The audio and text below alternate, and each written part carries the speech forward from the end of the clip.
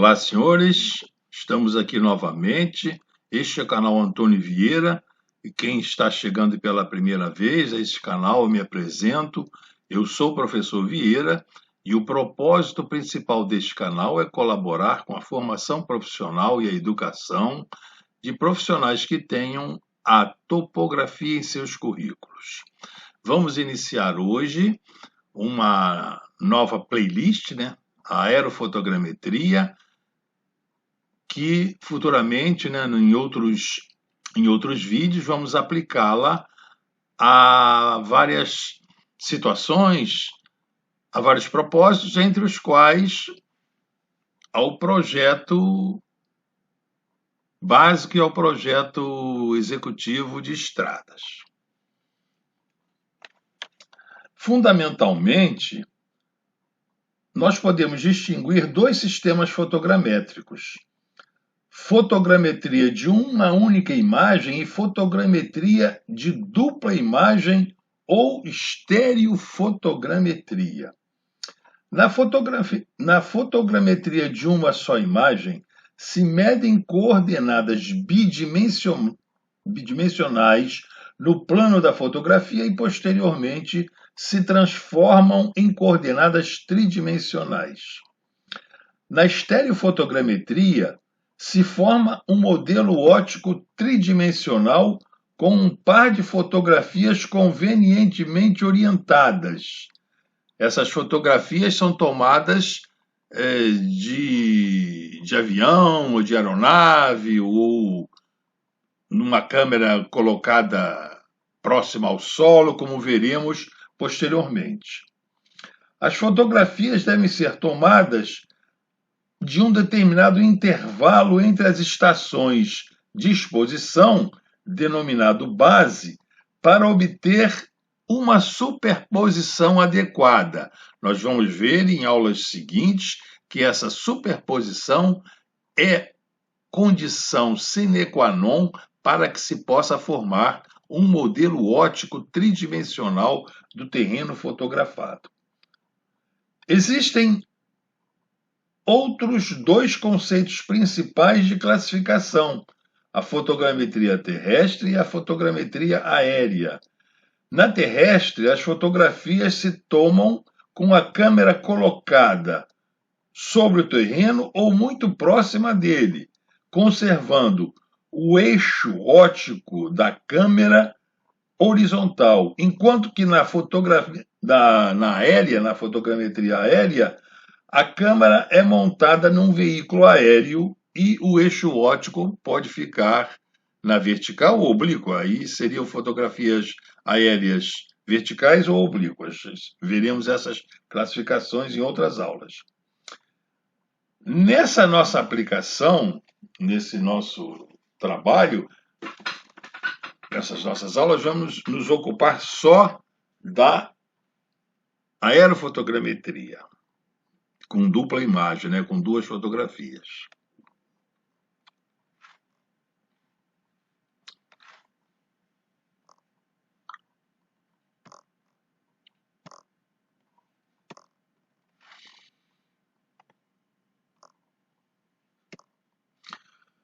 Vamos ver aqui uma definição de fotogrametria dada pela Sociedade Americana de Fotogrametria e Sensoriamento Remoto.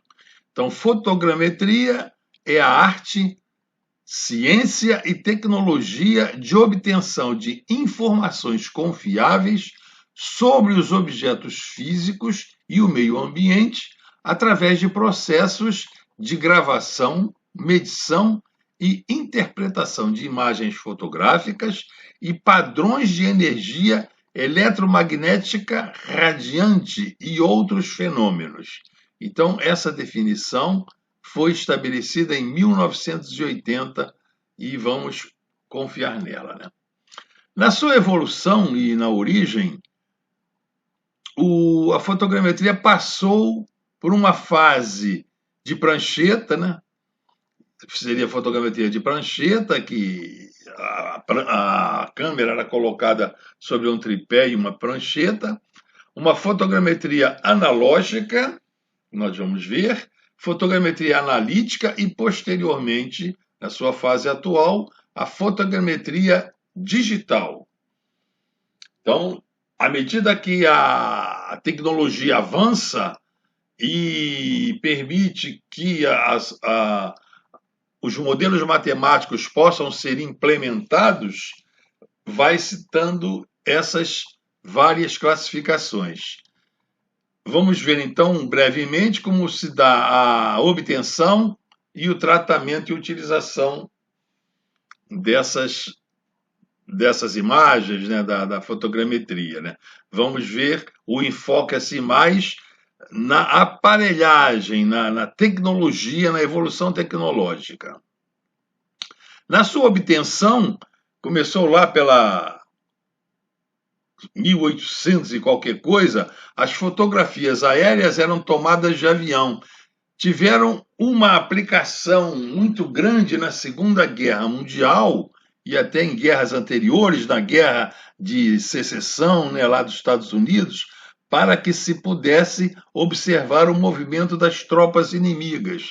E na Segunda Guerra Mundial, então, foi quando se deu o maior avanço da tomada na obtenção de fotografias, mas aí já não por balões, né, já utilizando aviões, quando se pôde planejar e interpretar, através das fotografias aéreas, os melhores pontos que se podia desembarcar aqueles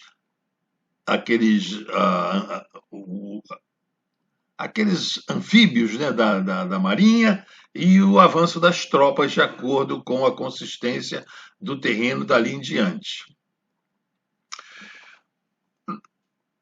Modernamente, né, já há um tempo para cá, os aviões utilizados já sofreram assim bastante modificações, mas fundamentalmente eles permanecem como sempre foram, né?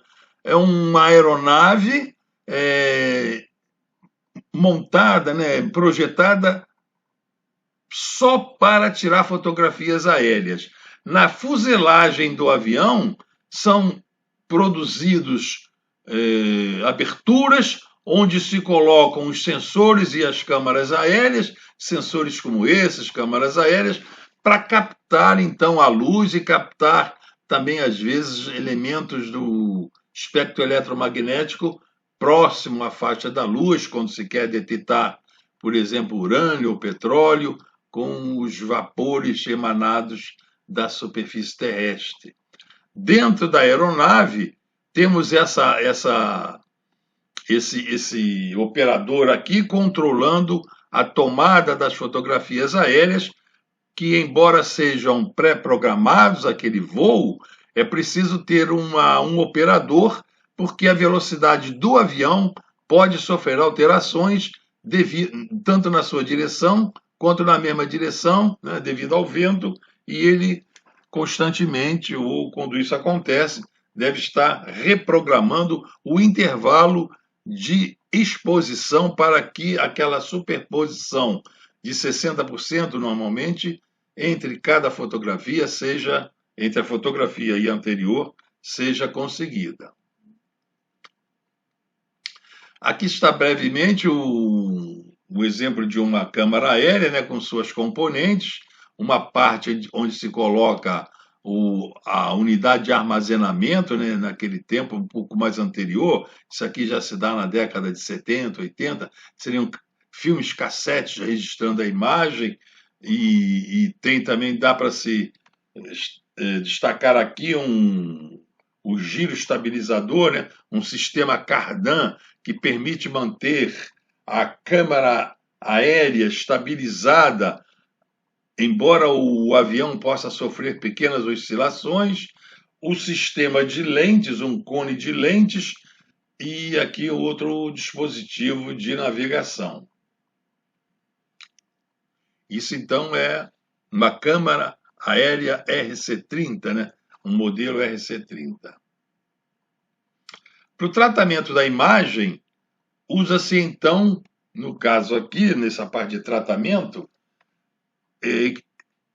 aparelhagem, né, que isso aqui seria um esquema de aparelhos mais antigos, assim, vamos supor, na década de 60, 50, e fundamentalmente essa aparelhagem fotogramétrica que dá o tratamento assim das imagens, assim, não do ponto de vista usado assim hoje em dia nas imagens digitais, mas naquele tempo, né, as fotografias eram reveladas e os diapositivos eram colocados em projetores, e esses projetores, então,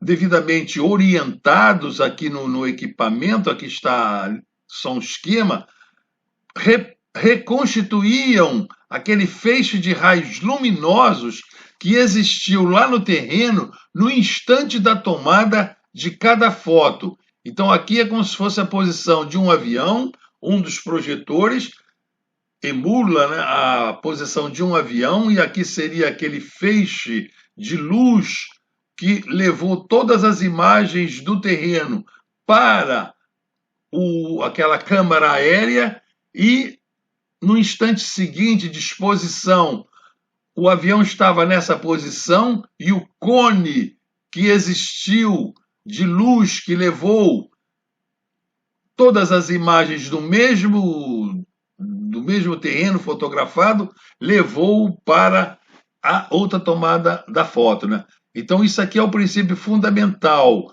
O objeto fotografado, o terreno fotografado, o mesmo terreno tem que ser fotografado de dois pontos de vista diferentes. Então aqui é um ponto de vista, aqui é outro ponto de vista. Nós vamos ver em aulas posteriores que isso é uma imitação do sistema humano de ver em 3 dimensões. Esse projetor é como se fosse um olho direito e esse aqui o olho esquerdo, e a pessoa olhando então o espaço bidimensional, o espaço tridimensional, né? A pessoa vê em 3 dimensões porque o meio ambiente está visto de 2 pontos de vista diferentes, com o olho direito e com o olho esquerdo. Então, na parte de tratamento assim, esse modelo, esses 2 feixes, são orientados convenientemente, nós vamos ver como, e forma-se então uma maquete ótica, um modelo ótico motético direto do terreno fotografado. Essa maquete ótica então é formada aqui no espaço, um espaço-objeto, e há então um dispositivo que permite que se possa ler as cotas, as diferenças de altitude entre os diversos pontos nesse modelo óptico. Existe aqui nesse dispositivo, é uma mesinha traçadora, onde um par de raios homólogos vindos de cada projetor se cruzam e formam então um ponto, uma marquinha luminosa. E essa marquinha luminosa então é flutuante, o operador vê ela flutuando no espaço e a cota dela é registrada num registrador de altitudes aqui. E se o operador mantiver essa marquinha flutuante sempre na mesma cota e vai raspando essa marquinha flutuante ao longo do relevo nessa maquete ótica, um lápis com grafite colocado aqui na base dessa mesinha traçadora vai traçando o caminho que aquela marquinha flutuante está fazendo, e o operador estará traçando uma curva de nível. Dessa maneira, ele traça todo o relevo do terreno através de curvas de nível, e as cotas lidas aqui nessa marquinha, nessa marcador aqui, são registradas aqui nessa prancha de desenho. Essa prancha de desenho é chamada original do mapa, original de restituição. Então isso aqui é chamado restituição, porque na verdade está se restituindo a esse plano todo aquele terreno que foi capturado, né, pelas fotografias aéreas, e agora nessa operação está se fazendo a reconstrução desse modelo e restituindo-se todos esses elementos para o modelo, para a planta, fazendo-se assim original de restituição, que vai dar origem aos mapas, depois de fazer uma arte gráfica, outro tratamento, né? Aqui se vê outro tipo de aparelho, esses aparelhos, esse primeiro que eu citei aqui, na década de 60, existem muitos aparelhos desse tipo, chamados o Kelch, chamado Kelch Plotter, e outros assim, né? Eu trabalhei nesse tipo de aparelho, o Kelch Plotter, né, foi usado na elaboração das plantas para fazer o projeto básico e final dos acessos à ponte Rio-Niterói no final da década de 60 e 70, pelo Serviço Geográfico do Exército. Eu trabalhava no IBGE e também trabalhei com esses tipos de aparelhos chamados multiplex. A tecnologia foi avançando e nessa década ainda de 60 existiam outros aparelhos assim mecânicos, ótico-mecânicos de fabricação suíça. Esse aqui, por exemplo, que estou marcando aqui na direita, é um chamado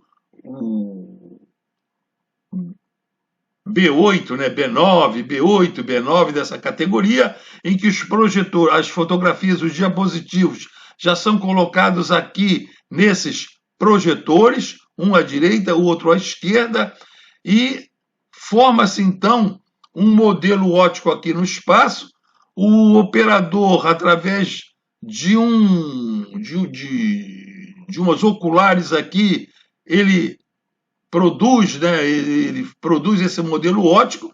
Depois do modelo óptico estar formado em escala adequada, ele então, com essa mesinha traçadora, vai, através desse comando aqui, desse pantógrafo, produzindo a restituição aqui nessa mesa ao lado, em que o grafite está colocado aqui nessa parte do pantógrafo. Eu também trabalhei com esse tipo de restituidores, produzindo plantas topográficas para o mapeamento sistemático do Brasil na década de 60, no IBGE, quando eu trabalhei no IBGE. Aqui é outro tipo de aparelho. Esse primeiro que eu chamei aqui é da Wild. Esse daqui assim também já é outro tipo de aparelho. As principais fabricantes eram a Wild suíça e a Zeiss alemã. E nesses outros tipos de aparelho aqui, ele também é mostrado aqui. O princípio é sempre o mesmo: é colocar os diapositivos aqui nessas câmeras, e elas então produzem aqui o modelo óptico e o operador pode trabalhar. Esses aparelhos, esse sistema, um aparelhinho muito simples que eu apresento agora, é chamado estereoscópio de espelho. Ele era muito usado, foi muito usado e ainda é usado na parte de estudos preliminares de estradas, né, na parte de estudo de bacias hidrográficas, em que as fotografias aéreas são colocadas aqui sobre uma mesa, devidamente espaçadas, e o operador, olhando aqui por esse visor, ele movimenta essas fotografias aéreas até que a distância entre os centros dessas fotografias aéreas fique igual à distância interpupilar do operador. Ele então vê um modelo óptico tridimensional aqui. Isso não está em escala, né? Quer dizer, está na escala aproximada da fotografia, mas é uma escala. A fotografia tem uma escala em cada ponto que se observe.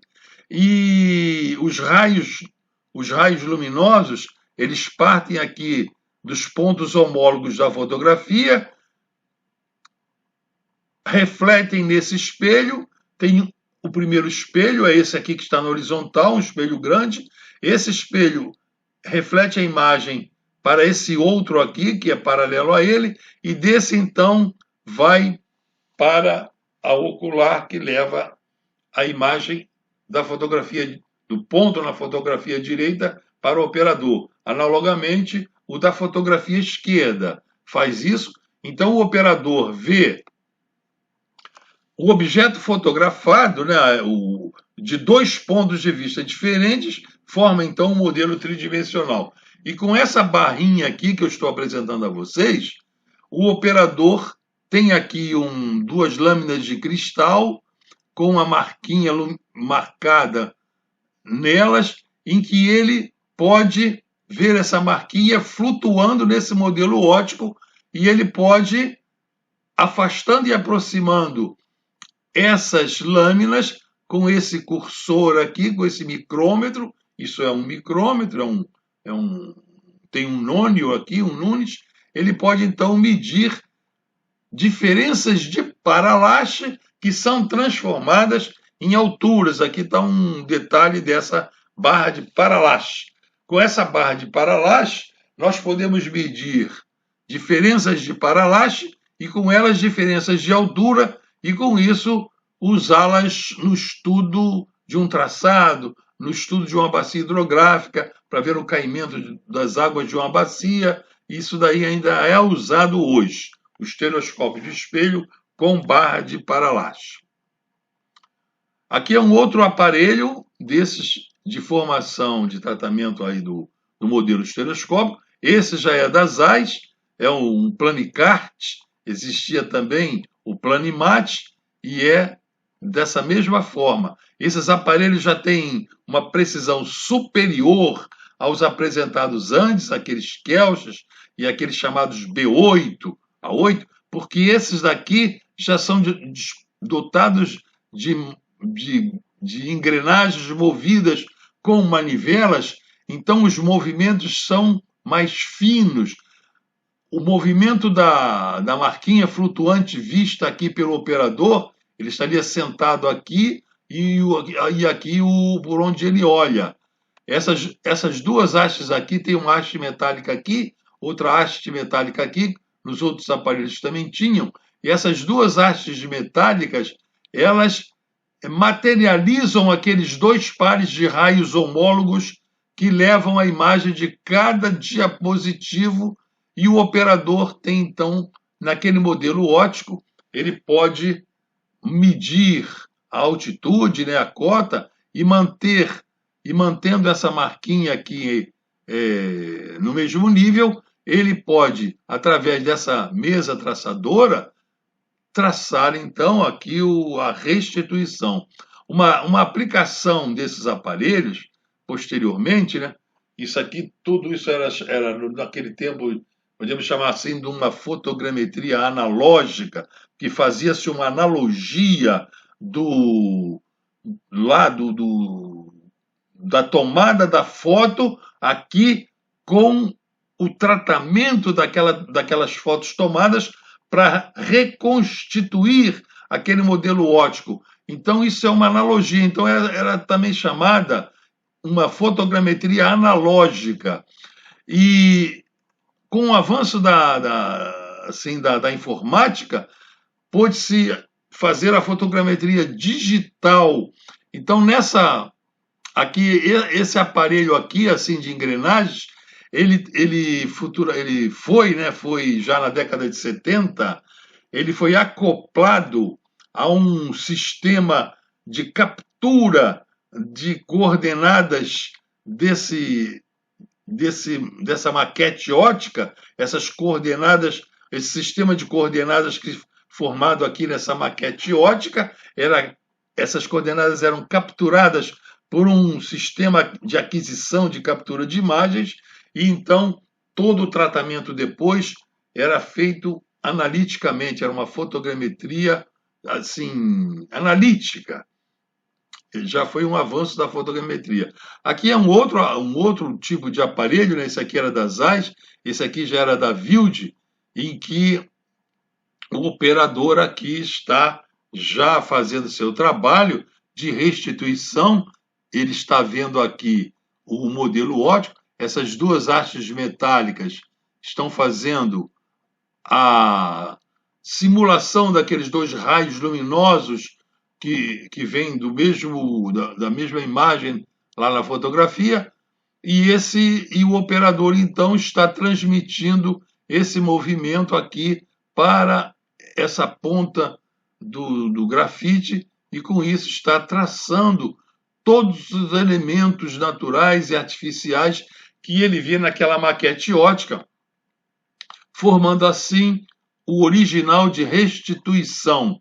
Aqui estão as fotografias aéreas na mesa, e essas fotografias aéreas elas já foram interpretadas lá no terreno pela equipe de topografia, numa operação chamada reambulação, em que os topógrafos escreveram aqui todo o uso do solo e qualquer outros elementos que o operador não possa ver aqui, como linhas de transmissão e outros assim, o topógrafo assinala e o operador aqui, então, fotogrametrista, passa esses elementos e os nomes, a toponímia, ele passa tudo aqui para esse original de restituição.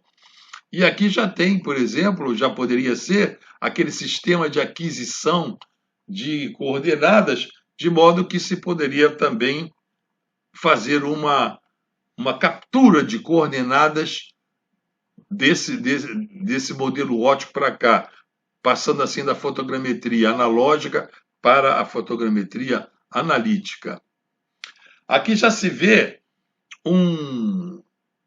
a imagem não está muito boa, já se vê já um equipamento mais moderno, já com estações de trabalho em que as imagens tomadas pelos aviões, né, os diapositivos, são projetados em estações de trabalho, as duas imagens consecutivas, né, assim com superposição, e o operador, então, ele já observa essas imagens não na ocular daquele aparelho fotogramétrico, mas eles já usam um óculos, num sistema chamado Polaroid. Então, esse sistema Polaroid, esses sistemas, isso é antigo. Antigamente, eu cheguei a ver isso no cinema. Tinham filmes em que o usuário entrava no cinema e recebia esse par de óculos. Não há muito tempo já se veria aqueles filmes da série Tubarão já apresentavam também isso modernamente, mas isso é bem antigo. E esse sistema Polaroid, ele tem por exemplo, no olho esquerdo, as ranhuras são horizontais e no olho direito apresenta ranhuras verticais, de modo que a luz sendo polarizada, a luz se propaga em dois planos ortogonais, as ondas eletromagnéticas que produzem a luz. Então, o operador recebe do mesmo ponto, do mesmo objeto fotografado, ele, por uma vista, ele recebe a luz que está num plano de polarização, por exemplo, aqui no direito, no vertical, e no outro olho esquerdo, aqui vem no plano de polarização horizontal. Então, ele já vê o objeto fotografado de dois pontos de vista diferentes, faz essa distinção. Ele vê, então, esse modelo em 3 dimensões, e aqui nessas estações de trabalho, os operadores já vão, agora em HDs, e vão já com a capacidade de memória dos computadores avançando mais, vai se registrando toda esses detalhes naturais e artificiais que os operadores vão fazendo então aqui. Já é uma evolução, isso já assim, final da década de 70, 80 e 90 em diante, já se tem essas estações de trabalho. Então, vai se fazendo evolução, né? Algumas definições e aplicações agora, para a gente já ir formando o cabedal de conhecimentos. Então, resumindo aqui, ou colocando pela primeira vez, fotogrametria métrica é definição de elementos gráficos, é a fotografia métrica. Métrica é medição, né? Então, mede-se distâncias, ângulos, áreas, volumes, elevações, formas, isso tudo faz parte da fotogrametria métrica. Tudo isso é feito naqueles aparelhos com diferentes precisões, não é? Até no estereoscópio de espelho, isso também é feito. Quer dizer, faz direitinho aqui. Outra definição aqui e aplicação: fotogrametria interpretativa. É análise e definição de propriedades, padrões dos objetos existentes na fotografia, padrões de objetos. Um padrão de objetos, por exemplo, podia ser padrões de drenagem. É muito usado nessas nossas aulas iniciais que nós temos aqui no canal, em estudos de viabilidade técnica, econômica e ambiental de estradas, né, estão lá. Eu faço muitas aplicações dessa foto, desses padrões de drenagem, interpretação de padrões de drenagem para deduzir as estruturas geológicas que estão no substrato, que estão no subsolo, para deduzir o tipo de solo que pode ser usado ou não como material de construção, que deve ser evitado pela passagem de uma estrada. Então, isso se dá aqui nessa classificação aqui, dessa definição de fotogrametria interpretativa. Fugindo as duas, a métrica e a interpretativa, aí se faz as construções dos mapas baseados em diferentes respostas espectrais fornecidas por cada uma das feições do terreno, né? Então, lá na natureza, né, tudo que existe na natureza, ele reflete a energia ou emite a energia armazenada, recebida do Sol, e lá nos sensores remotos, né, que estão nas câmaras, pode ser as câmaras aéreas e outros sensores, aquelas feições do terreno são capturadas para que se possa interpretar, então, e mapear a natureza delas para que se possa fazer diferentes usos.